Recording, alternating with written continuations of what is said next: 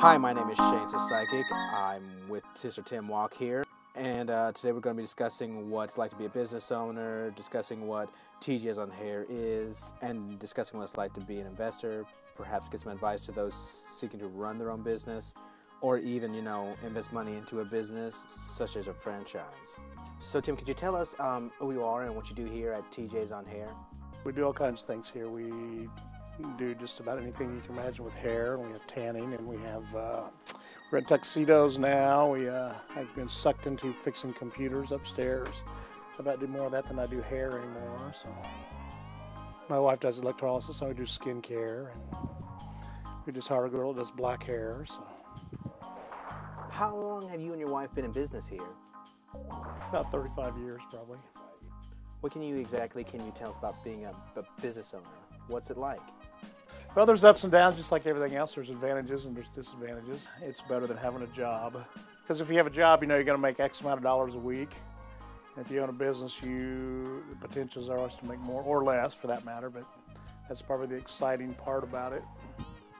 Well, we actually started this place. We had $400 to our name. And that's probably if you sold all of our stuff. So we're not rich and famous or anything, but we're doing way better than we used to. So. And I think an important thing is people skip steps all the time. You just kind of builds on itself. Put this in place, put this in place, put this in place, put this in place, And pretty soon you got all kinds of cool things in place. And people too is just a big key. You gotta have customers. You gotta be nice to them when you don't want to sometimes. Bottom line is people, and I believe if you invest in them and you like I said, solve problems for them, then there are supernatural laws involved too, where those things will come to you. Besides TJ's on Hair, do you have any other investments that you are currently involved in? I plan to learn about stocks and bonds and et cetera, et cetera. I want to learn how to short things, actually, is what I want to learn how to do. Why? Because I think everything's going in the proverbial crapper. and I do believe this. I believe that there are opportunities in weaker economic times that aren't there in better economic times, just because people don't plan ahead and they don't know what things are worth. So if you have cash and you have some wisdom, a lot of times you can buy things for less than they're worth because people don't know what they're worth and they don't have the ability to take advantage of these things when they come about. I've heard your teaching is about money. Talk about how there's not only physical laws but spiritual laws. Would you please share some of those with us today? God told me one time, this may sound weird, God talking to you, but I believe He talks to me all the time. He even tells me jokes, which some people think is bizarre, but I can't help that. So anyway, He told me one time, He said, give people $1 worth for $1 and scratch the itch, and I will make you rich.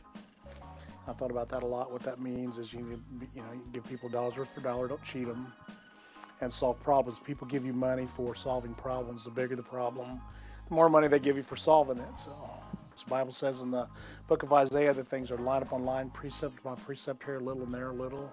I think that's the mistake that a lot of people make, is they try to jump like from here to here and then they leave out steps in between. They don't find out the cost of things and what has to happen. Like they take two things to make something else out of it. They just think miraculously somehow this stuff's going to fall out of heaven or something, and life just doesn't work that way. Given that a lot of Americans are in debt, including young adults, such as college students, what advice would you give them about first learning how to handle money? Well, debt I believe is two things. First of all, it's a license to pretend, and that's where a lot of this debt you're talking about is.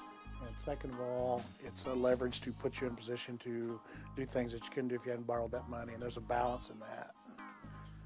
But anytime you can not borrow money is good. The Bible says in Proverbs that the borrower is servant to the lender, and if you don't think so, miss a payment. The other thing is just stay in your budget. Don't be spending money on unnecessary things that you don't have yet. God told me one other thing too. He said you buy toys with money that your money's made. Or a lot of people buy toys with money that they haven't made yet, so they pay for them 2 or 3 or 4 times over, and then they're just gone and they're used up and they have nothing except the debt left, which is a burden.